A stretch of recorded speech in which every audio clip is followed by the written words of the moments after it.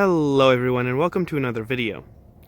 So today I wanted to demonstrate the fact that just because you've properly identified a wild edible species doesn't mean it's necessarily safe to eat.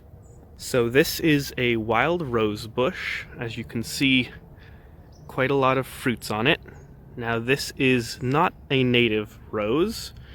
This is actually the invasive multiflora rose. And the rose hips, which are these fruits, are reasonably smaller than the native Virginia rose hips are, but in my opinion, these actually taste better. I think they're quite a bit sweeter and have a better flavor overall than the native rose variety. I'll get to the fact that they're a little tricky to eat in a second, but first let's talk about what berries you should be picking for consumption. Now obviously I don't have to tell you not to eat those. Those are already either half eaten or something went wrong, infection or anything of that sort. But what you might not know is that you should avoid any very deep red berries, because like this one right here, you'll notice it's very soft. It's kind of mushy. That's an indication that it's probably spoiled. It'll leave a residue on my fingers, which, if I smell it, doesn't smell that good. And if I were to taste it, it wouldn't taste very sweet at all. It would have a very off flavor, which is a very good indicator that it's gone bad. You shouldn't be eating it.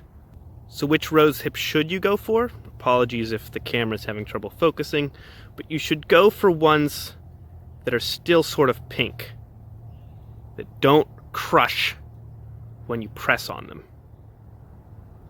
And when you try to take it off, it should have a lot of resistance until it breaks off. That's an indication that it hasn't gone bad.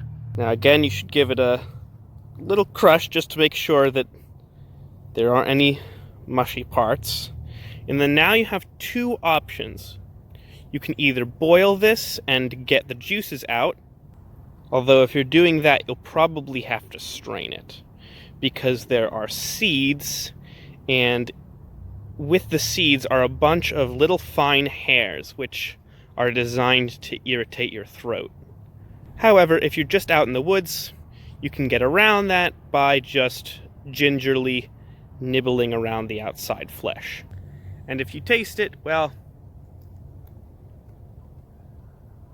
it should taste sweet. There shouldn't be any off flavors. If there are, spit it out. So yes, wild edibles can be spoiled. Just because you identify the species correctly doesn't mean every single fruit on the bush is safe to eat. I will be doing a more in-depth video on this species and maybe related species in the future. But for now, hope you all enjoyed.